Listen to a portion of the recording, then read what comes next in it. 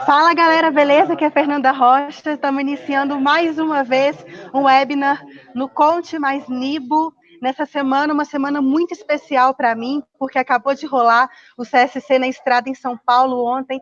Foi show de bola. A todos vocês que estão assistindo a gente aí ao vivo, que esteve presente ontem no CSC na estrada, minha gratidão eterna. Foi além, assim, superou em milhares de vezes a minha expectativa. Eu sabia que ia ser massa, mas eu não sabia que ia ser tão massa assim.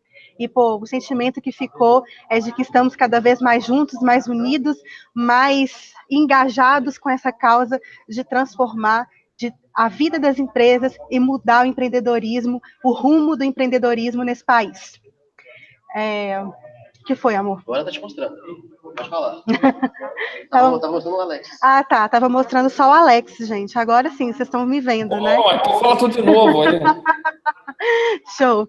Gente, eu, né, já apareceu aí, hoje eu trouxe um convidado aí super especial para vocês, que é o Alexis Fontaine. O Alexis é um empresário, uma pessoa que eu admiro muito. Eu conheci na internet, vendo os vídeos dele, e eu vou falar brevemente aí, basicamente, o que o Alexis faz. O Alexis é um empresário, como outro qualquer, um pequeno empresário que sofre diariamente, já sentiu na pele a presença forte, né, do Estado interferindo na saúde das pequenas empresas no Brasil. Ele já sentiu na pele o que é ser fiscalizado, o que é ter uma quantidade imensa de multas, de tributos, de informações que precisam ser entregues, que precisam ser geradas para que uma empresa, para que uma microempresa vá bem. E só que o Alexis ele resolveu fazer diferente, né? Assim, essa questão da hiperburocracia no Brasil é algo que a maioria das pequenas empresas sofre na pele, mas ao contrário de muitos empresários, o Alexis fez diferente, né? Ele não ficou sofrendo calado e também decidiu não colocar a culpa disso no contador. Ele resolveu falar, ele resolveu gravar o vídeo e mostrar a realidade do que é empreender no Brasil, tendo assim como background, né, tendo aí nos custos fantasmagóricos da empresa esse peso dos impostos e da hiperburocracia estatal no Brasil. Antes de eu passar a bola para o Alexis, eu quero dar os meus recadinhos de praxe. Se você chegou agora e não me conhece, eu sou Fernanda Rocha, eu sou fundadora do Nuconte, fundadora também do Contabilidade Sem Chatice. Eu estava falando aí agora sobre o CSC na estrada que rolou em São Paulo, foi um evento muito bacana, onde a gente reuniu mais de 100 contadores com o propósito de mudar a realidade das empresas no Brasil. E nessa sexta-feira agora, dia 9, vai ter os encontros regionais do CSC, que vão acontecer em 16 cidades no Brasil, vai reunir mais de 300 contadores, também nessa causa de propagar a contabilidade consultiva no Brasil, ou seja, aquela contabilidade que é utilizada de fato para a tomada de decisão, que é usada para que os empresários consigam tomar decisões melhores e, consequentemente, gerar mais riqueza para si e para todos em sua volta. A contabilidade é longe de ser apenas mais uma burocracia obrigatória para as empresas. Pelo contrário, ela é uma excelente ferramenta de tomada de decisão e o Alex está aqui para dizer se isso que eu vivo falando para vocês é verdade ou é mentira, né? Porque, pô, quem tem que dizer se a contabilidade é útil ou não para a empresa é o empresário, é o usuário final da informação, é ele que tem que dizer para a gente se realmente o contador pode ou não fazer a diferença na vida de uma pequena empresa, mesmo com todos esses entraves burocráticos que dificultam a vida de um pequeno empreendedor no Brasil. Alexis, queria que você aí se apresentasse melhor, né, falasse aí quem é você, e que você também dissesse por que, na sua opinião, empreender no Brasil é um dificultador, quais foram as experiências negativas que você teve né, assim, estando à frente aí da sua empresa, quanto tempo a sua empresa tem, enfim, se apresente e fale aí das suas dificuldades como empresário, o que você já enfrentou por aí. Obrigado, Fernanda. Obrigado por todo mundo que está me assistindo. Eu sou empreendedor há mais de 20 anos aqui na minha empresa. Eu me formei como engenheiro mecânico na Faculdade de Engenharia Industrial, lá em São Bernardo do Campo. Depois, logo em seguida, fiz uma pós-graduação em administração de empresas na Fundação Getúlio Vargas, o antigo SEAG, né? E fui trabalhar na Ródia. Trabalhei muito tempo na Ródia, na parte de manutenção mecânica. E, num certo momento, eu percebi que eu sempre estava olhando para os lados e vendo as oportunidades de empreender. Tinha uma natureza já bem inquisitiva, inquieta, né? Acho que é uma característica de empreendedor, e tem que estar sempre olhando para as oportunidades que estão passando em volta dele, e falar assim, puxa, eu podia fazer isso melhor, eu podia começar aqui meu negócio, podia, de alguma forma, começar um negócio. E até um certo momento que eu vi uma oportunidade, eu falei, eu quero fazer isso, não queria mais morar em São Paulo, voltar para minha cidade natal, que é Campinas, e aí eu comecei uma empresa, até o pessoal dá risada, porque eu fui ao contrário, né? Eu até estava bem, com um bom emprego, uma boa posição, e tinha tudo para me dar bem na Ródia, porque eu falo francês, falo inglês, falo espanhol, então... E aí eu vendi tudo isso, comprei uma Kombi e fui começar, literalmente, dirigindo Kombi, levando peão para obra para fazer pisos industriais. Era o que eu tinha decidido fazer na minha vida.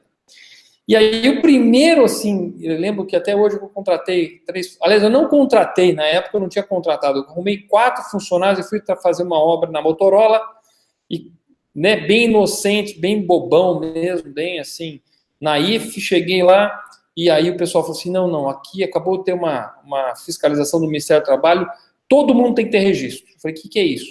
E saí correndo para uma papelaria para comprar registro e registrar os funcionários. E eu mesmo, na época, eu era tudo, né? Eu era vendedor, motorista, contratante, a secretária, o que fazia tudo, e aí comecei a montar as fichas de registro, contratar as pessoas, botar a folha, né,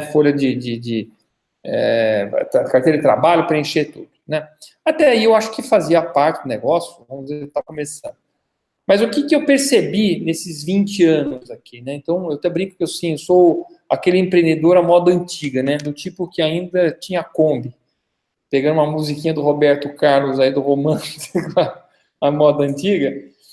E eu percebo assim que empreender é difícil em qualquer país. Empreender não é para qualquer um. Empreender não é assim se fazer uma escola de empreendedor. O empreendedor, ele realmente tem algumas características diferentes, que ele não tem medo de correr risco, ele é um cara meio maluco, atirado, ele vê oportunidade onde não vem. Mas tem uma coisa especial no Brasil, né? Empreender no Brasil tem uma coisa especial, que é o ambiente de empreendedorismo, né?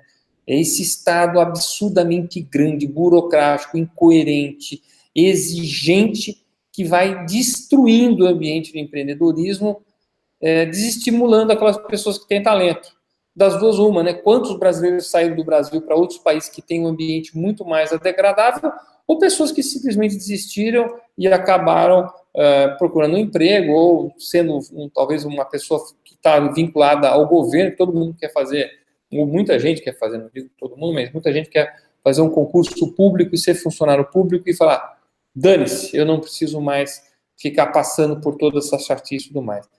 Então, é isso que a minha crítica, né, os meus vídeos e meus pontos, eu quero que as pessoas possam empreender, eu quero ajudar todo mundo a empreender, tem várias séries de vídeos lá no YouTube, Alexis Fontaine, né, quem quiser ver.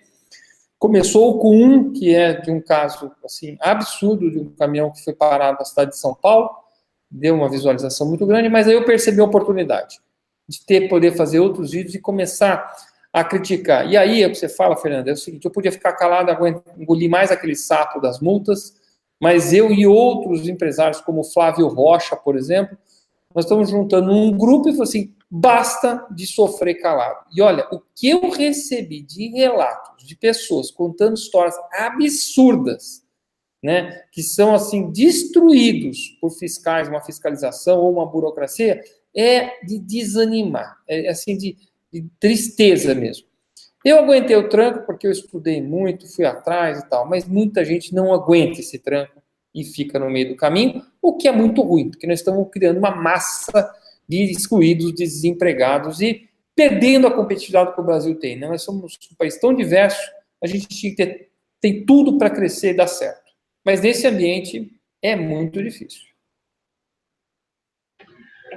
E eu já vi, assim, alguns empresários alguns empresários até muito famosos, o Flávio Augusto, por exemplo, ele é um dos que fala, inclusive, bastante sobre os efeitos negativos da CLT sobre o empreendedorismo no Brasil e a dificuldade, inclusive, de gerar empregos mais rentáveis, né? Gerar rendas melhores para as pessoas que são contratadas pelas empresas.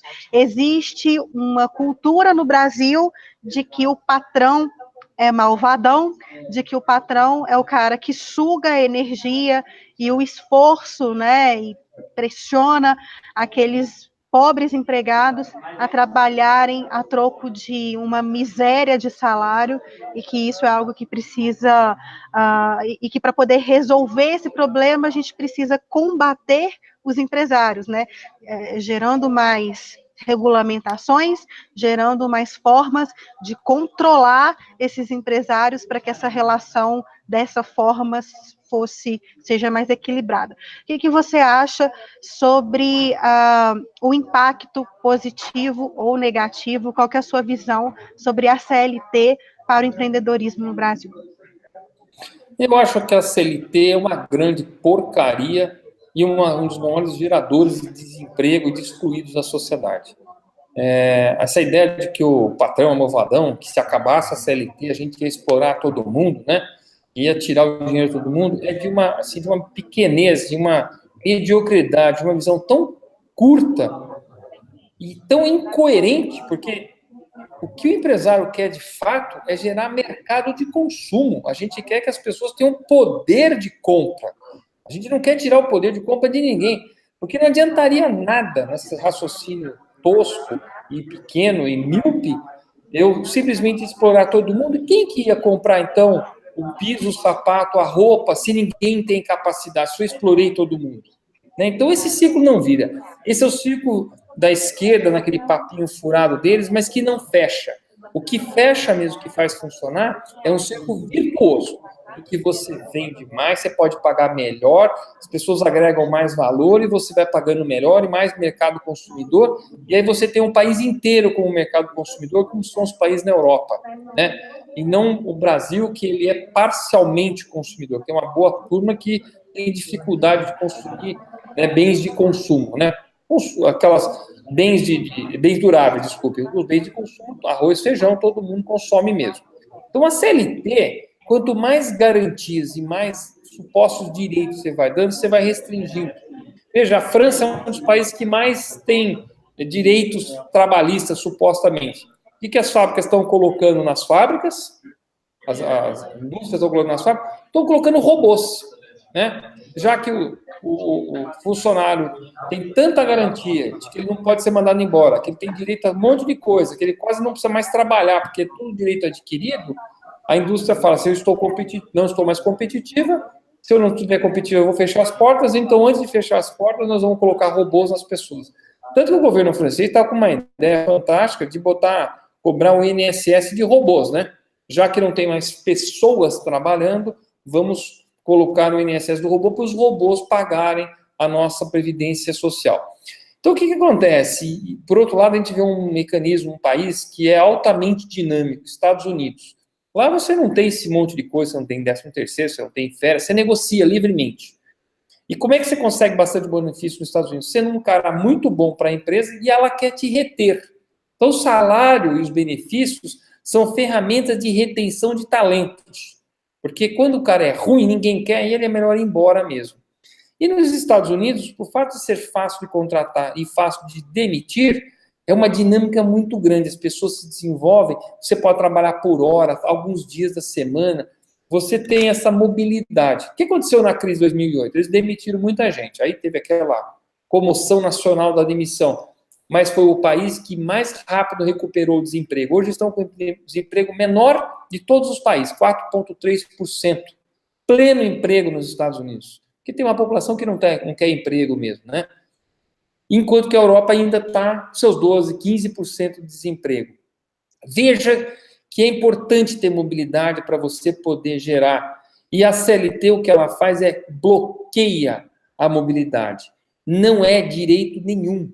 ou é direito de muitos poucos. Eu sempre falo que os sindicatos e a CLT devia defender o emprego e não o empregado. Porque o empregado, ele tem que ter movimentação. Se ele está bom, ele sobe, se ele está ruim, ele foge. Mas o emprego, a geração de emprego, isso ninguém está defendendo. E é isso que a gente briga aqui quando a gente fala com o contador e tudo mais, porque o excesso de burocracia, o excesso de Estado, destrói empregos, gera menos empregos.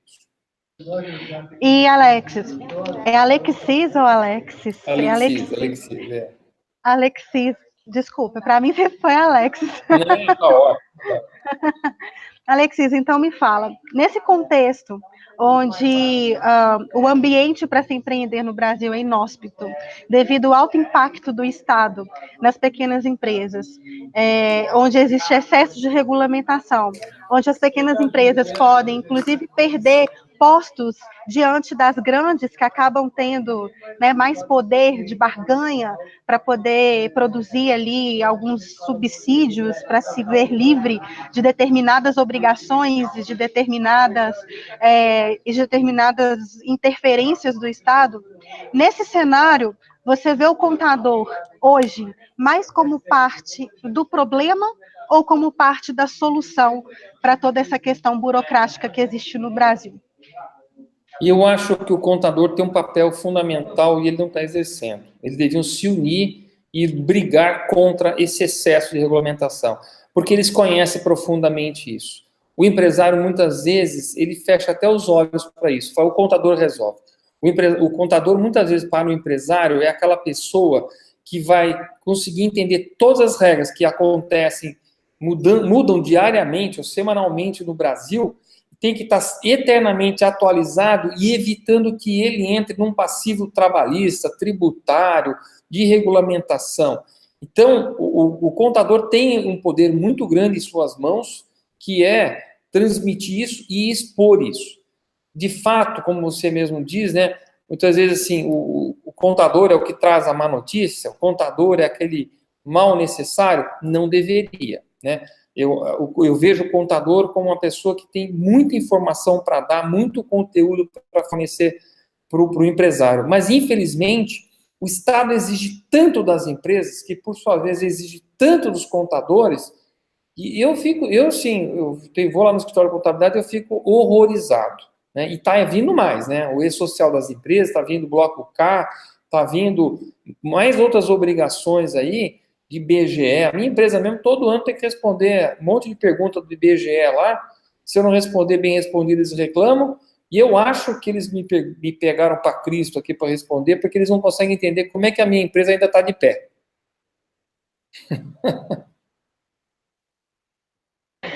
Alex, e Alexis, que saco, eu vou falar Alexis. Não, fala Alex, tá bom. É muito mais fácil.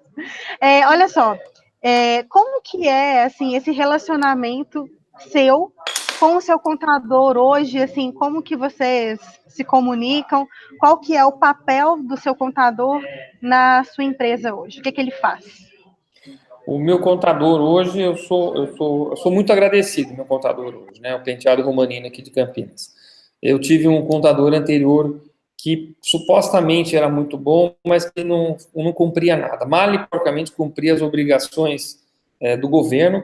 E eu já até te falei aqui, né? Fiz um comentário que eu tive uma diligência numa oportunidade de negociação com um grupo externo e simplesmente esse contador, ele não tinha contabilidade. Aí, quando aparece uma diligência, que a diligência não tem jeito, ela está lá para isso mesmo, a gente não conseguia nem fazer a evaluation, né, da empresa, né, saber o valor da empresa, até isso precisava. Então, eu hoje vejo, assim, eu valorizo muito o contador, né, ele é uma pessoa aqui dentro da empresa que tem uma importância muito grande, porque eu quero ter números confiáveis, consistentes, que me ajudem na administração, que eu possa mostrar para outras pessoas, né, não é apenas um cumpridor de obrigações do governo, né? Eu tenho essa relação, tanto que eu tenho até uma pessoa interna, que também é uma contadora, que ajuda a questão da contabilidade externa para poder atender todas as exigências trabalhistas, tributárias e tudo mais. Aqui no Nuconte, Alexis, a gente sempre defende que o contador ele é muito mais do que um mero agente do governo, do que um mero despachante de guia e de obrigação acessória. A gente, inclusive, costuma chamar o contador que só entrega guia e folha para o seu cliente de contador darfeiro, contador darfista. Ultimamente surgiu um outro nome que é o dazista. DARF, né, que é aquele documento de arrecadação que você recebe para você pagar. É um produto que acaba não gerando valor, não resolvendo os problemas que você tem aí no dia a dia na sua empresa, como problemas relacionados a questões financeiras, como problemas gerenciais, como problemas que dificultam aí o seu dia a dia para conseguir gerar aí resultados melhores na sua empresa. O contador entregando esse produto que, né, assim, que acaba deixando o empresário com raiva, porque ninguém gosta de receber essas contas para pagar, e isso acaba criando esse relacionamento bem truncado entre empresário e entre contador, que acaba o empresário contratando o contador apenas para se ver livre do fiscal, apenas para se ver livre dessas burocracias, e só contrata porque é obrigatório. Se não fosse obrigatório, se o emaranhado tributário no Brasil não fosse tão complexo, era preferível não ter contador. A grande maioria dos contadores, dos empresários, pensam assim.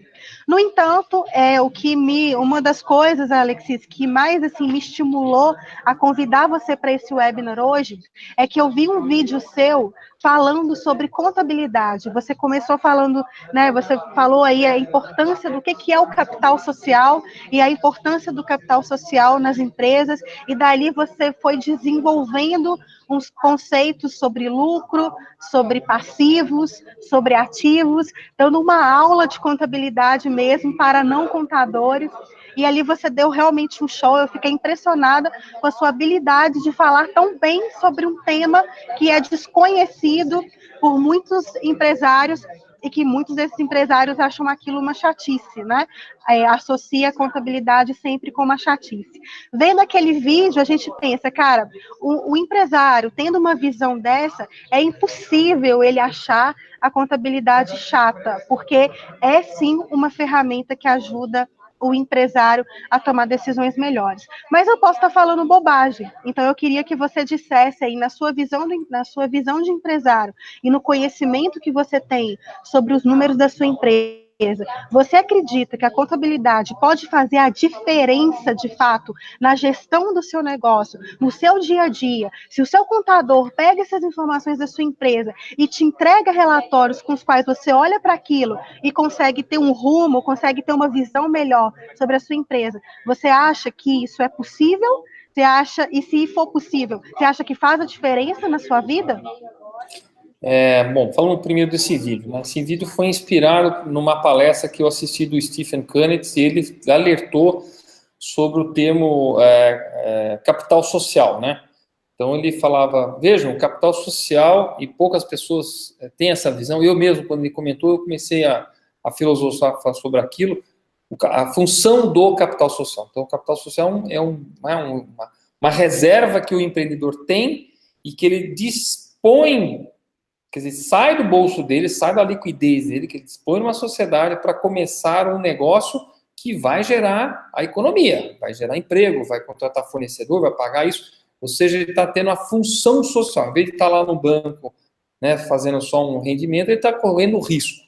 Mas isso tem uma dinâmica, aquela história, né, história do passivo, ativo e tudo mais, ele vai brincando. E eu também vejo muita gente, que eu tenho muitos funcionários aqui, que montaram pequenas empresinhas para prestar serviço para nós, né? E eles tinham uma grande dificuldade de entender o que era capital de giro. Então, eles entendiam, eles viam dinheiro na caixa, entrava o dinheiro no caixa na empresa deles e sacavam o dinheiro. Eu falei, vocês não podem sacar o dinheiro, isso aí não é lucro, né? Isso é capital de giro. E aí, no próximo momento, eles começavam a ter problemas de vida.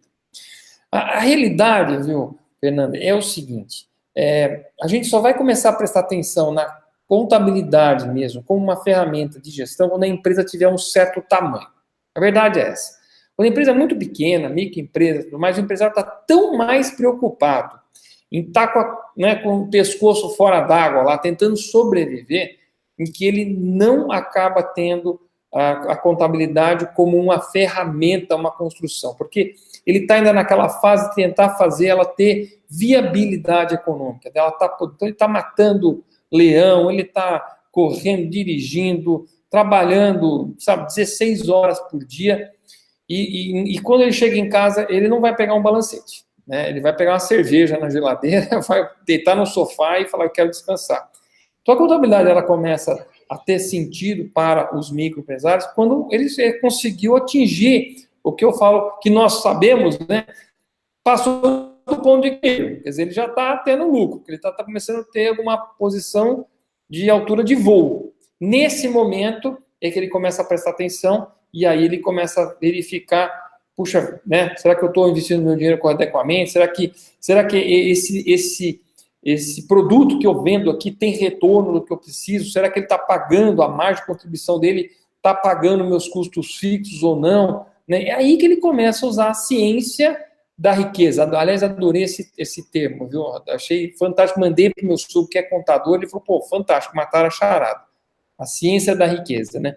Então, eu vejo muita importância nisso, mas eu vejo a realidade do pequeno empresário que até ele conseguir tirar, né, o nariz fora d'água, ele não vai olhar a contabilidade, não. Ele só vai querer que esteja atendendo o governo. Alexis, deixa eu só fazer um parênteses aí nisso que você disse. Eu concordo que aquele pequeno empresário que está tentando viabilizar, tentando até validar a ideia, né, da sua empresa no mercado, ele não sabe nem o que vai acontecer no dia de amanhã, esse cara, ele vai chegar em casa, ele não vai pegar um balancete, ele não vai pensar nas informações contábeis. Porém, a visão que eu particularmente tenho sobre isso é que o contador, ele é o primeiro, ele não deveria ser o portador de más notícias, né? Normalmente é o que ele é hoje, é o cara que entrega a guia, é o cara que entrega a conta para pagar, é o cara que cuida da burocracia, o portador das más notícias. Eu enxergo que o contador, ele deveria ser muito mais que isso. Quando o empresário quer abrir um negócio, a primeira pessoa que ele pergunta, que ele procura, é um contador. E o contador, normalmente, ele vai ali falar sobre as questões assim, olha, para abrir seu CNPJ, você vai demorar aí uns 30, 40 dias para você ter ali o seu CNPJ e emitir nota, e, enfim, faz, né, passa ali para o empresário quais são as questões burocráticas, assim, para você ter um CNPJ em mãos. Mas eu acredito que o conhecimento do contador, ele vai muito mais além disso. E ele poderia, sim, ajudar esse empresário nesse momento inicial, onde ele está validando o negócio dele. Afinal de contas, o contador também é um empresário. Eu digo o empresário contábil, aquele dono de escritório, né? Ele, além de ser um empresário, ele também tem, ou pelo menos deveria ter, um conhecimento para poder ajudar a instruir melhor esse empresário. Afinal de contas, a gente tem hoje, né, Alexis, um problema muito crônico no Brasil, que mais de 52,5% das empresas quebram no Brasil antes de completar 5 anos de vida. Desses 52,5%, a maioria quebra antes de completar 2 anos, né? E essas empresas, 93% delas são micro e pequenas empresas, são empresas que passam nas mãos dos contadores.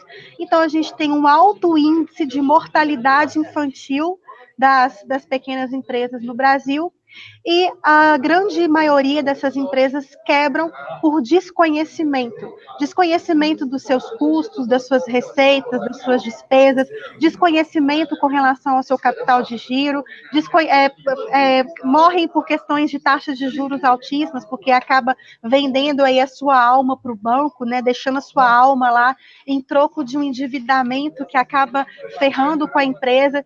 Então, enfim, são instruções que muitas vezes o empresário deixa de ter quando ele inicia um negócio. Consequentemente, esse cara, ele fica atolado até o pescoço de preocupações, não consegue deitar ali no travesseiro pensando, cara, quem poderá me defender, né, nesse mundo inóspito de empreendedorismo. O que eu vejo, o que eu vi na minha vida de empresária contábil, Alexis, são empresários, assim, muito jovens e muito imaturos, com relação a empreendedorismo, muitas vezes com uma ideia super legal de um negócio, tipo, olha, eu conversei com os meus amigos, eles acharam essa ideia sensacional, vou abrir um restaurante ali no meu bairro, porque ninguém teve a ideia desse negócio, então vou lá abrir um restaurante, e aí esse cara, ele dá com os burros na água, porque ele não teve a devida orientação, ele não teve a devida... o devido caminho, né, a orientação adequada para que ele enxergue que a realidade de empreender é muito mais do que se ter uma boa ideia, do que se ter um capital para poder montar um restaurante bacana. Diante disso, primeiro, né, quero saber se você concorda com isso, se você acredita que o contador, ele poderia ser esse agente conselheiro desses empresários de primeira viagem, e se você acha que esse papel do contador poderia diminuir essa alta taxa de mortalidade infantil que nós temos nas empresas, e se você concorda, né, e se você concordar, o que você acha que os contadores assim poderiam, na sua visão, fazer para se portarem como esses porta-vozes aí, como esses orientadores das pequenas empresas, dos pequenos empresários? Primeiro, parabéns, é exatamente isso. Exatamente isso. O contador é o primeiro a ter o contato com aquela pessoa que quer empreender. A gente percebe isso. Eu tive muita gente contador que foi nas minhas palestras querendo me escutar, né, querendo falar, e ele falou assim, Alex, aparece o cara assim, dizendo que vai abrir a empresa, que vai ficar rico, e na conversa eu já sei que o cara vai quebrar rapidinho, porque ele está mais preocupado com o logotipo da empresa do que com o estudo de viabilidade econômica. Aliás, ele não tem a menor noção do que é um estudo de viabilidade econômica. Aliás, eu botei esse vídeo sobre estudo de viabilidade econômica, fiz um vídeo, coloquei no ar também, fez um sucesso, porque todo mundo queria ter minha planilha, porque as pessoas não têm noção do que é receita, custo fixo e custo variável, a coisa mais básica de todos, e ninguém tem nem noção do que é um, o que é outro, onde é que põe o imposto, onde é que põe o aluguel, onde é que põe a gasolina, é exatamente isso. Agora, o que eu tinha falado antes, Sandra, por que eu acho que na questão, eu não achava, até você estar falando isso, que isso seria uma função de um contador, porque eu não entendo que o contador ele tenha que ser esse conselheiro. Eu tenho um outro vídeo muito bom que diz o seguinte, né? Eu pergunto, você é um administrador, você é um empreendedor? Eu não fiz a terceira provocação, porque no Brasil tem 3 coisas. Tem administradores, tem empreendedores e tem aventureiros. Aliás, está cheio de aventureiro.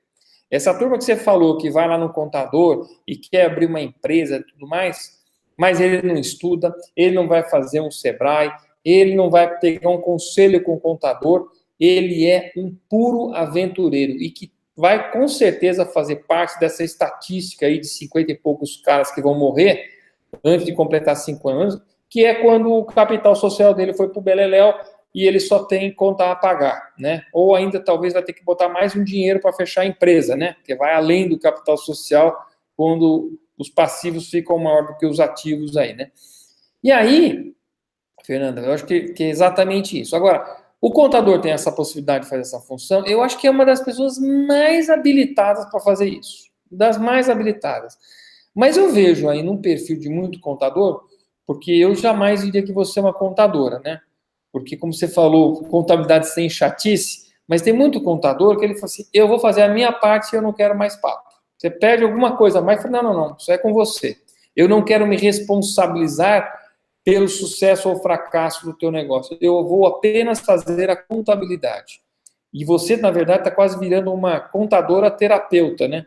Porque você está propondo para poder conversar com o cara, entender, será que ele fez o estudo de marketing, de mercado, de concorrência, todo esse jogo, né? Porque empreender não é só ter uma boa ideia, é a história do 10% de inspiração e 90% de transpiração, não é isso? Vai ter que ralar muito, vai ter que entender de muita coisa. Como é que você põe teu preço, como é que você se diferencia, como é que você vai cuidar do fluxo de caixa, Fernanda? Fluxo de caixa. Os caras não fazem um cálculo bobo de fluxo de caixa. Quer dizer, se eu não faço esse pequeno cálculo, como é que eu vou saber quanto eu preciso ter de dinheiro para dar o meu pontapé inicial? Quer dizer, se eu não sei fazer isso, eu vou entrar na aventura e eu falei assim, não, vai que dá certo. A maioria, para não dizer todas as empresas, quebram por um problema único. Você concorda comigo? Que é falta de caixa. A hora que acabou o dinheiro, foi. E se ele tiver a péssima ideia de ir num banco pedir dinheiro para financiar o capital de giro dele, ele tem que estar muito ciente que o negócio dele vai ter que render muito mais do que ele vai pagar de juros para o banco. Coisa que as pessoas também já não calculam. Qual que é o retorno do meu investimento? Margem vezes giro. Essas coisas, né? A gente está dando risada aqui porque a gente sabe o que está falando.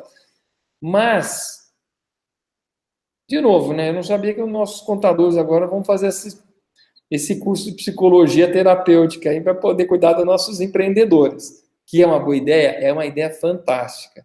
Mas não é, de novo, a realidade, né? Existe um grande entrave burocrático no Brasil que afeta, não é só vocês, empresários, né? Afeta nós, contadores. É curioso, Alexis, que na faculdade, quando a gente estudou sobre contabilidade, a gente não estudou sobre quais são os tipos de registro que você precisa ter para poder transportar o seu caminhão de uma cidade para outra. Não é isso que a gente estuda na faculdade.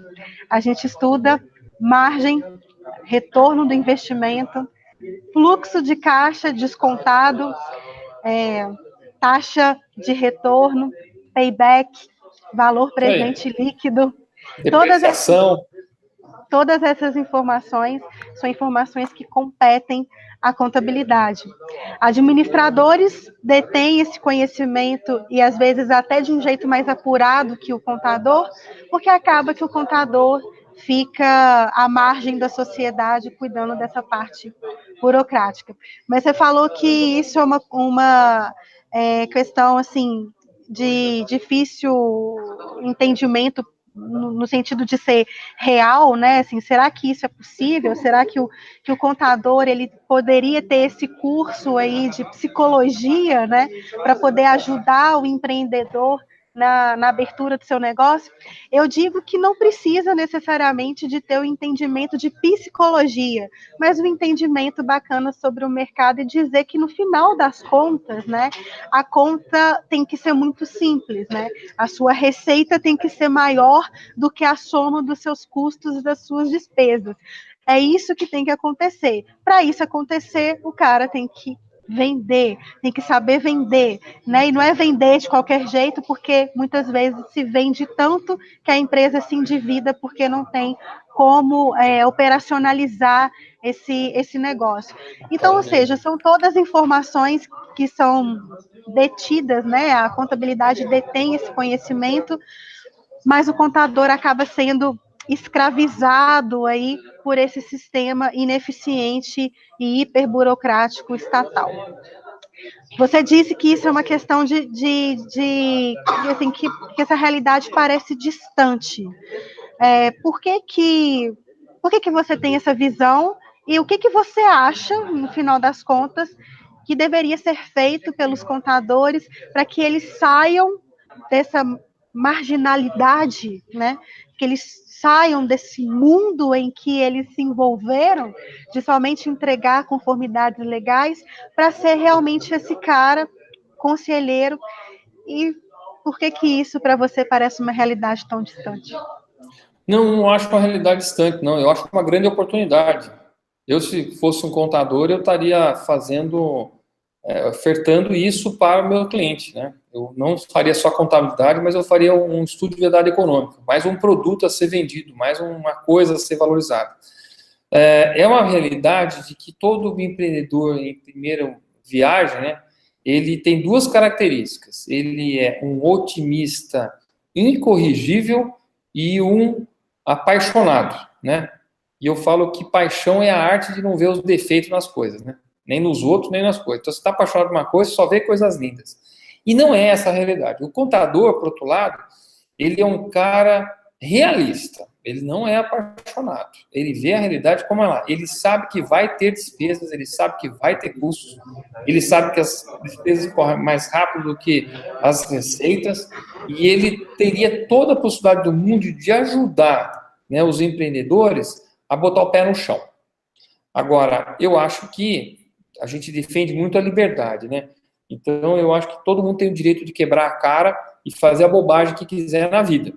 Mas é importante fazer isso de forma consciente, porque muitas vezes, assim, a gente vê no Brasil, realmente pessoas bobas, até assim, inocentes, querendo empreender, está na cara que eles vão transferir a renda deles para outro, eles vão perder esse dinheiro.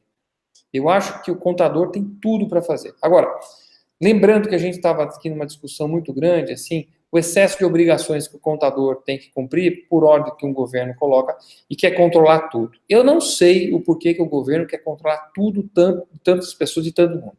É, assim, impressionante a minuciosidade de informações. Eu mesmo estou fazendo uma negociação, o governo está me pedindo as últimas 5 declarações de imposto de rendas minhas, pessoa física. Eu acho que é para poder ver se eu não sou traficante de droga, ou se eu não sou lavador de dinheiro, alguma coisa. Não estou entendendo por que estão pedindo isso. Eu até achava que isso aí era sigiloso.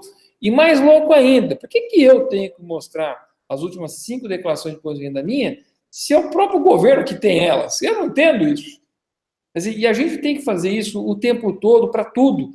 A gente tem que dar comprovante de residência autenticado, né? Uma cópia autenticada. Eu falei, mas gente, hoje tira na internet. Chama conta de luz é na internet. Não tem mais conta de luz que chega por correio. Aliás, correio já quebrou também. Não entrega mais nada por correio, não. Correio já era. Então, quando a gente vai vendo a imbecilidade, e aí eu sempre fico me perguntando se essa hiperburocracia ela é fruto da incompetência ou da maldade, né?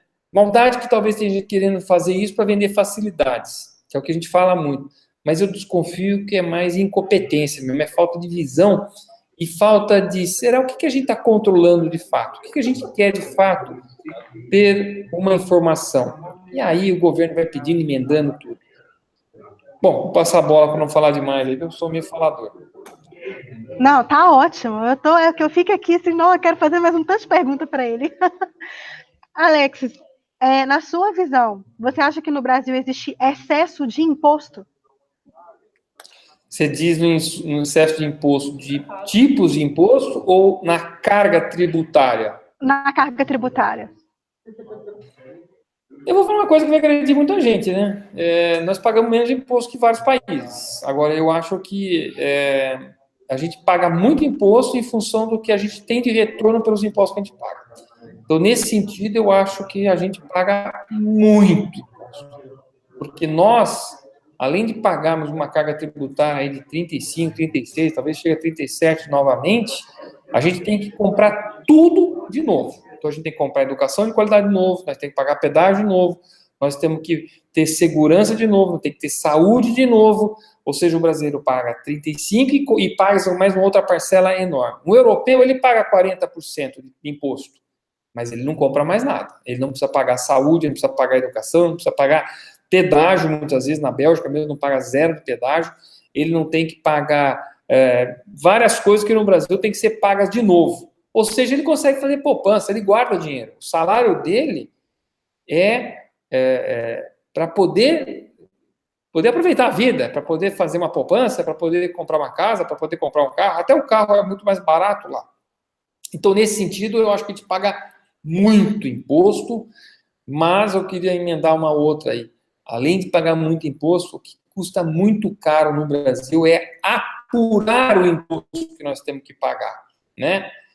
É incrível que, sim, para pagar tinha que ser uma coisa fácil. E no Brasil, para pagar, apurar o imposto é uma coisa complicada e que gera um custo que tira a competitividade das empresas, porque as empresas têm que ter uma estrutura para poder calcular adequadamente, corretamente, para não incorrer em passivos tributários. Você, então, acha que, em termos de carga tributária, a gente paga uma quantidade relativamente justa, né, que pode sim ser sustentável para as empresas, porém, em relação, né, ao retorno desse imposto gerado, a gente paga demais, porque a gente não vê o retorno desse imposto e de todas essas obrigações que são pagas. Diante disso, você acha que sonegar é a solução? Não, de jeito nenhum. Eu sou um dos maiores defensores contra a sonegação, porque, na verdade, até eu acho que parte do governo, nós pagamos muito imposto, porque boa parte das pessoas sonegam, e aí o governo vai aumentando a alíquota daqueles que pagam. Então, eu acho que tem muitos que pagam honestamente e tem uma turma muito grande que acaba sonegando. Também acho uma grande bobagem a sonegação, porque ela não justifica nada. Quer dizer, se nós estamos nessa regra, a regra é essa. Nós temos que mudar a regra e não começar a bular a regra, né? E, por final, eu acho que a sonegação é uma grande bobagem também, porque o governo tem os melhores computadores. Se tem uma coisa que o governo é eficiente, é na Receita Federal. Aquela turma é boa pra caramba. Nível Suíça nórdica, Suíça alemã, os caras são muito bons. Então, você vai achar que está enganando, você começa a se ferrar. Porque o que acaba acontecendo, que as pessoas não percebem, é que muitas vezes tem gente que sonega dando desconto, né? Ah, vou vender sem nota, vou dar desconto. Muito bem. O desconto que normalmente se dá é o imposto que você ia pagar para o governo, ou muito próximo disso. Aí você cometeu 2 erros. Além de não ganhar mais dinheiro, você criou um passivo e, se for pego, vai pagar tudo que deve mais multa. Ou seja, é o pior negócio que tem do mundo a sonegação. Eu sou radicalmente contra a sonegação. Eu sou a favor de mudar as leis para a gente baixar os impostos, né? Uma vez que eu tenho certeza de que a gente não vai conseguir melhorar os serviços públicos, né? Nessa esperança de vai melhorar, vamos pagar mais para melhorar. Isso eu também não acredito. Então, só fechando, eu acho que nós temos que baixar o Estado, baixar os impostos, desestatizar, diminuir a máquina pública, para depois pensar em melhorar a qualidade daquelas coisas que eu acho que tem que ser igualdade de oportunidade para os cidadãos, né? Educação, saúde, segurança e justiça. E aí, sim, nós podemos, se necessário, manter a carga tributária. Senão tem que baixar mesmo. E, Alexis, qual que você acha que deve ser a abordagem do contador para que esse relacionamento entre empresário e contador seja um relacionamento melhor, seja um relacionamento mais fluido? Hoje a gente vê, assim, o contador reclamando muito do empresário, dizendo que o empresário não valoriza o contador, dizendo que o empresário não manda as informações coerentes da forma que deveria, dizendo que o empresário é um pangaré, que o empresário é um cara cabeça dura, que, né, não faz as coisas certas, só nega, faz tudo errado e não está disposto a valorizar essa informação contábil. Do outro lado, nós temos o empresário, né, que não valoriza mesmo o contador, porque acha que o contador faz parte aí de tudo que é ruim no mundo, né?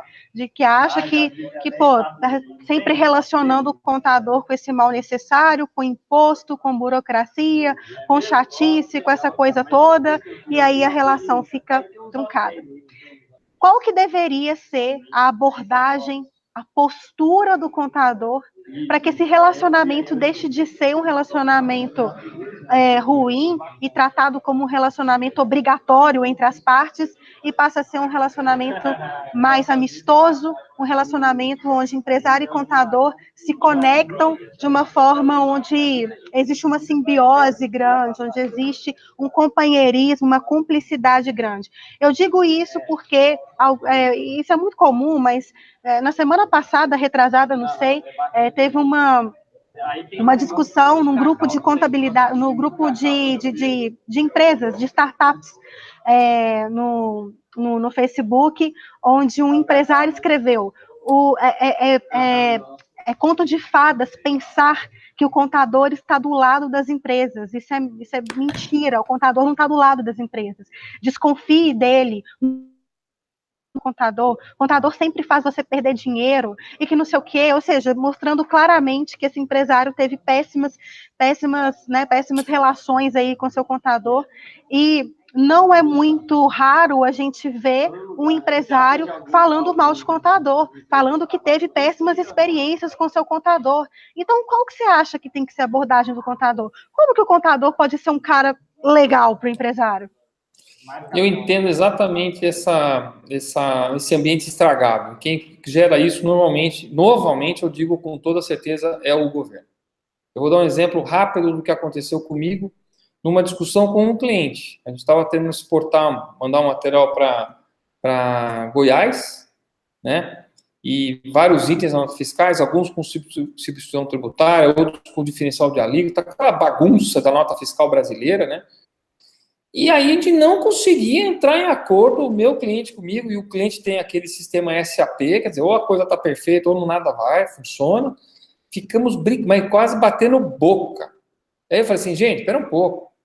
Ele quer, nós queremos, como é que nós estamos brigando? É porque no meio do caminho tem um governo incompetente, né? Hiperburocrático, complicado, que vai estragando a relação entre essas duas pessoas que tinham que ser muito boa. A mesma coisa acontece com o contador e o empresário. Essa loucura, e o contador sai prejudicado, porque tem que estar sempre atualizado, tem que estar sempre encaixando. Ele acaba virando uma pessoa que muitas vezes não consegue, talvez, encontrar a melhor solução para o empresário. Então, aí vai uma dica, né? De novo, naquela ideia de consultor, psicólogo do consultor, né? Vocês têm que fazer curso de terapia, já estou falando, vai fazendo psicologia aí, que vocês estão precisando disso aí.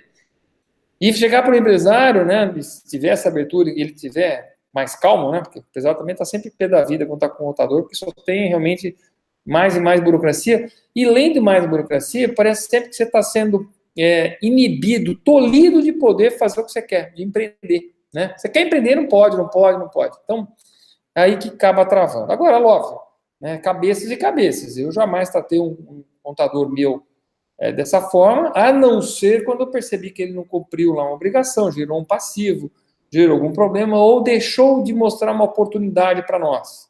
Né? Então, não, você tem que pagar isso aqui, a alíquota cheia de um serviço lá. Eu falei, pera um pouco, mas esse serviço tem um monte de máquinas envolvidas. Aí eu peguei a lei e descobri que a lei previa que quando eu prestasse serviço com um monte de máquinas, a base de cálculo do INSS não era 100% da nota fiscal, mas era 50%, era 40%, né? E aí tinha sido uma falha desse contador no passado. Aí eu falei, cara, estou pagando mais imposto do que eu deveria. Mas, de novo, né, Fernanda, é aquela história, um bom contador, ele transcende aquela capacidade de ser contador e passa a ser quase um consultor, né? E aí, de novo, vocês agregam valor ao teu negócio. Então, a abordagem é essa. Essa gritaria que você falou entre o empresário e o contador, o cara já devia estar para lá de Bagdá, o contador também, ele só leva bordoada, ele também tem que ter, né, uma casca grossa para aguentar, porque ele está no meio de dois, que é o governo e o empresário, né? Então, realmente, tem muita gente que pergunta, quem quer ser contador? Quem quer fazer isso com a faculdade de contabilidade? Porque parece que faculdade de levar pancada. Eu não sei se vocês treinam Muay Thai aí, Jiu-Jitsu, quando vocês fazem contabilidade. Eu deveria. Defesas pessoais, fazer defesas pessoais. Então, vocês têm que fazer contabilidade, defesa pessoal e psicologia, tá? Para poder entender toda essa dinâmica. Agora, é o que você fala, como é que a gente pode melhorar, como é que pode melhorar? Nesse ambiente é difícil, mas tem que ser terapeuta, psicólogo, e tem que tentar trazer as boas notícias, poder trazer o pacote de possibilidades, né? Você vai entrar no lucro real, você vai entrar no lucro presumido, se é uma MEI, se é uma EPP, cuidado com isso, cuidado com aquilo, qual que é a vantagem, desvantagem, é apresentar isso, né? Às vezes existe uma dificuldade muito grande dos empresários entenderem o que o contador está falando, porque muitas vezes o contador se porta como um cara técnico, né? Que vem falar ali, traz uma abordagem bem técnica sobre o assunto, o empresário perde a paciência, porque ele vai ler aquele e-mail, não entende bolhufas aquilo, e aí ele só quer saber o seguinte, eu vou pagar menos ou vou pagar mais? Eu só quero saber isso. Me fala. E aí o contador fica puto, porque, ele está ali tentando mostrar para o empresário que não, é assim ou é assado, mas me escuta, pelo amor de Deus, empresário, você não me escuta, né? E o empresário, por outro lado, fica lá, esse contador fala um tanto de coisa que eu não entendo nada de contabilidade, eu não quero nem saber, foi para isso, inclusive, que eu te contratei. Então, ou seja, de um lado a gente tem o empresariês, do outro lado a gente tem o contabilês, que são linguagens difíceis de um compreender. E aí, qual é que você acha, Alexis, que deveria ser a linguagem do contador para que ele consiga ser compreendido pelo empresário? Tem que ser didático, viu? Tem que pegar aqueles bloquinhos do Lego que nem eu fiz lá e desenhar, viu? Vocês têm que saber desenhar também, porque a dificuldade do empresário é entender isso que vocês estão explicando. Eu sempre fui um curioso, fui atrás, eu estudei algumas matérias de contabilidade na engenharia, na administração, né? Era importante isso. Agora, eu acho que essa disputa, essa briga aí mesmo, vocês têm que ser didáticos, sabe? Tem que desenhar mesmo, tem que mostrar as diferenças e as possibilidades. Agora, a decisão, ela é do empresário mesmo. Mas o cenário que você está desenhando, ele é o típico de um pequeno e médio empreendedor. Porque ele, na verdade, de novo, volta àquela ponta, ele está mais preocupado em fazer o negócio dele dar certo do que ter que escutar esse monte de coisa da contabilidade, né? Então, ele realmente não tem paciência, ele realmente não presta atenção que deveria prestar. Eu tive aqui um caso mesmo na minha empresa, meu contador falou assim, você vai entrar, tinha que mudar, né, o regime lá, possibilidade de regime, vai ser lucro real ou lucro presumido? Eu falei, olha, pela crise que vem vindo aí, é melhor pegar lucro real que nós vamos pagar menos. Aí ele falou assim, mas não é bem isso aí não, porque para você ter um lucro real, você tem que ter um controle de estoque apuradíssimo para poder ter certeza de que você não está errando, né, na questão de estoque. Eu falei, mas estoque não é um controle assim tão preciso. E ele falou assim, então eu aconselho você a ainda engolir um sapo aqui com lucro presumido. Conclusão, ano passado nós não tivemos lucro nenhum, né, a empresa não teve lucro nenhum porque o último ano de crise aí, mas eu paguei imposto pra caramba. Se eu não tivesse pago tanto imposto, eu teria algum lucro ano passado. O governo agradece de eu pagar imposto baseado no faturamento e não no meu lucro. Ele adora isso, porque ele não quer nem saber se eu tenho prejuízo ou não. Ele só quer saber do faturamento. Alexis, muito obrigada pela sua participação. A gente já está chegando no final do nosso webinar e a sua visão assim, de empresário sobre essa dinâmica de relacionamento com o contador e onde o contador se encaixa nesse cenário hiperburocrático no Brasil, isso dá alguns insights bem bacanas para a gente sobre como a gente, nesse quebra-cabeça, nesse emaranhado, onde a nossa peça se encaixa nesse quebra-cabeça. Muitas vezes, esse quebra-cabeça ele é verde e o contador tem uma peça vermelha. Então, a coisa não se encaixa, não fica né, como eu disse na comunicação, não fica fluida. E acaba que o contador culpa o empresário por esse insucesso aí nessa relação. Mas o que você disse, Alexis, em uma das suas falas, é muito verdade, né? É uma oportunidade de negócio para o contador saber se posicionar muito mais do que aquele cara que traz informações fiscais, que são sim super importantes, mas que também seja aquele agente que ajuda na mudança de mindset desse próprio empresário, que você mesmo disse, né? Tem cara que é muito bobo para empreender, não tem conhecimento de nada, e não faz nenhum estudo, e acaba culpando o contador pelo seu fracasso, pelo seu insucesso. E a questão é que alguém nessa relação precisa dar o primeiro passo. Eu acredito fortemente que para o contador sair desse limbo onde se encontra, de estar sempre sendo esse portador das más notícias, o primeiro passo tem que ser dado por ele. Não adianta falar que o empresário não valoriza o contador, não adianta falar que o empresário fala mal de contador, não adianta ficar reclamando e tirando de si a culpa, porque se o empresário fala mal do contador, é porque o contador não está conseguindo fazer uma proposta, oferecer uma proposta de valor que realmente o empresário enxerga aquilo como um benefício, e não como um mal necessário, como algo que seja somente obrigatório pagar por isso, né? Muitas vezes os contadores reclamam, Alexis, que o empresário paga pouco, que o empresário, eu faço, né, assim, o contador faz das tripas o coração para poder cuidar de toda essa burocracia, e o empresário, por outro lado, acaba valorizando pouco esse serviço e pagando pouco por ele. Infelizmente, burocracia não é visto como algo que vale a pena você pagar muito por isso, né? Infelizmente, a visão que o empresário tem é que, cara, quanto menos eu puder gastar com essa questão burocrática, mais eu vou sair no lucro. Então, o que a gente tenta mostrar aqui no Contabilidade Sem Chatice, Alexis, é que contabilidade não é isso, não é essa questão burocrática ao qual nós fomos encaixados, né?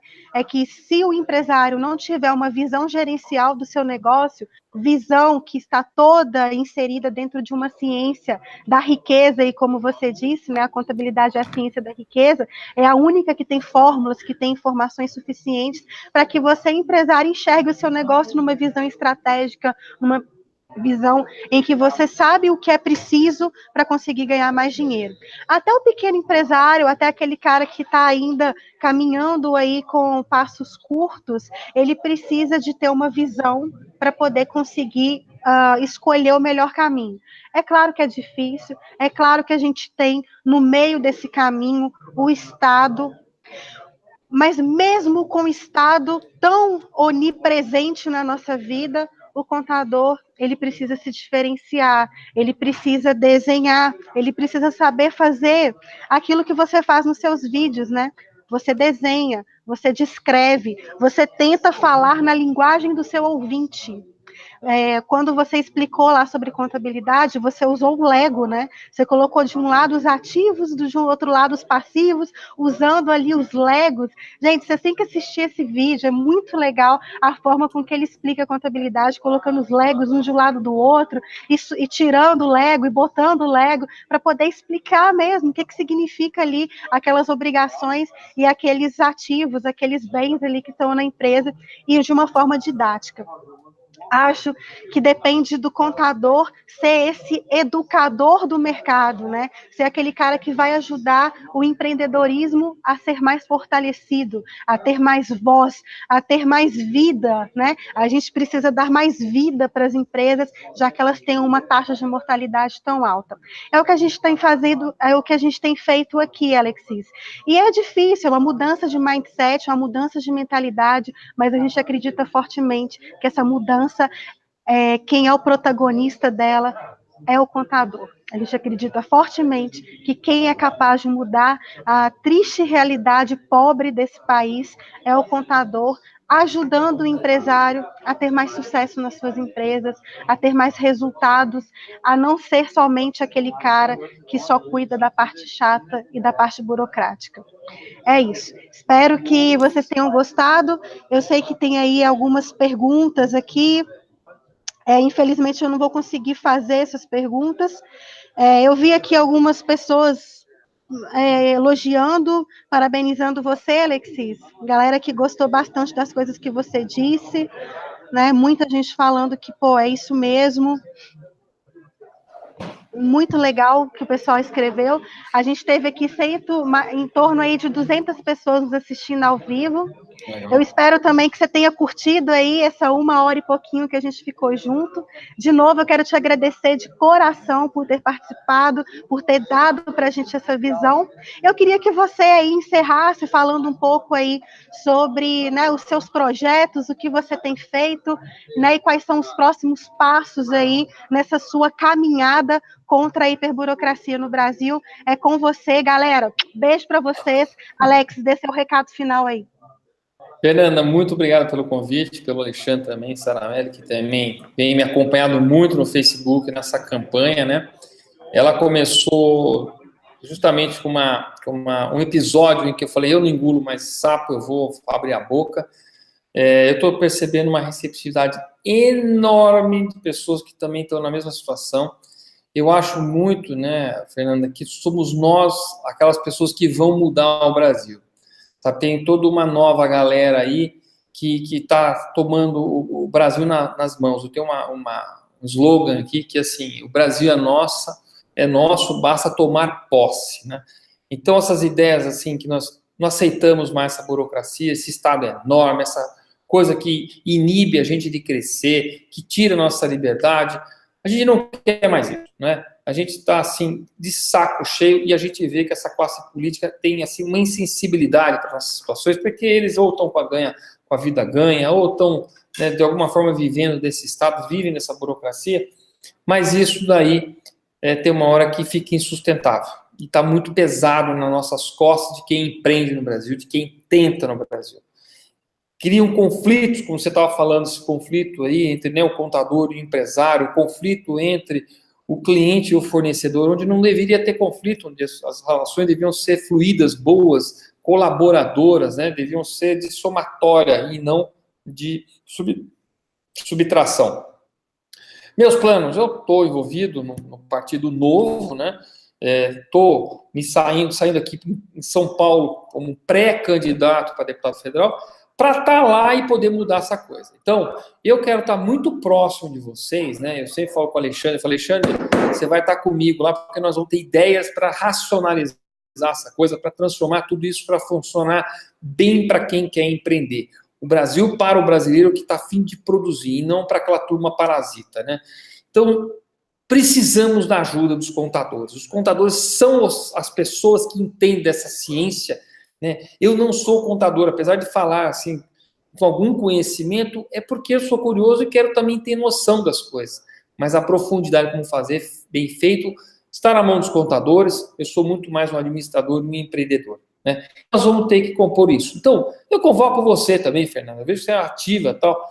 Entra, procura esses grupos aí e nós vamos ter que entrar na política para poder ocupar aquele espaço, tirar aquela turma de lá e tomar conta do nosso país. Uma frase que a gente fala muito também é o seguinte, é do Platão, nem é minha, Platão, lá na Grécia Antiga, hein? O preço que a gente paga por não se envolver na política é de ser governado por quem se interessa. E é o que está acontecendo. A gente está cuidando dos nossos negócios, da nossa família, achando que o Brasil estava sendo bem cuidado. Percebemos que o Brasil está sendo saqueado terrivelmente.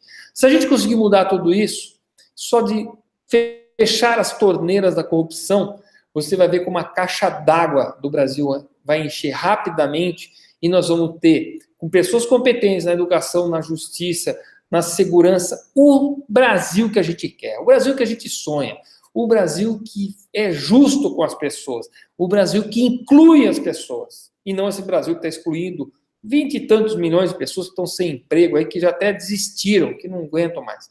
Então é uma frase assim meio apaixonada de final aqui. Parabéns pelo teu movimento, parabéns pelo, né, esse aplicativo que você tem aí, esse programa que você tem.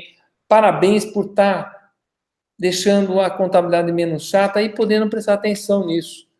Acho fantástico o trabalho que vocês estão fazendo. Então é essa a minha mensagem. E pessoal, vamos lutar pelo Brasil. O Brasil é nosso, vamos tomar conta dele. Isso aí, Alexias. Poxa, que mensagem super bacana essa que você deixou no final. E é isso aí, galera. Vamos juntos transformar a realidade pobre desse país. Vamos juntos fazer com que o empreendedorismo seja, de fato, o motivo de todas as soluções que existe para que a gente transforme o Brasil num lugar melhor para se viver. Eu acredito que todos os problemas do mundo são curados pelo empreendedorismo e nós somos os portadores portas-vozes desses empreendedores, nós somos a porta de entrada desses empreendedores, então nada melhor do que os contadores para fazer com que esses empreendedores sejam bem-sucedidos nas suas empresas, gerem riqueza, gerem emprego e consigam mudar a realidade do mundo, gerar mais valor para o mundo, gerar mais riqueza para o Brasil. É isso aí, Alex. Parabéns aí pela sua atitude, parabéns por tudo que você tem feito aí em prol desse movimento de tornar o Brasil um lugar menos ruim para se viver. Muito obrigado, meu caro. Sucesso aí na sua campanha. Tamo junto. É isso aí, galera. Espero que vocês tenham gostado. Um abraço, Fernanda. Um abraço.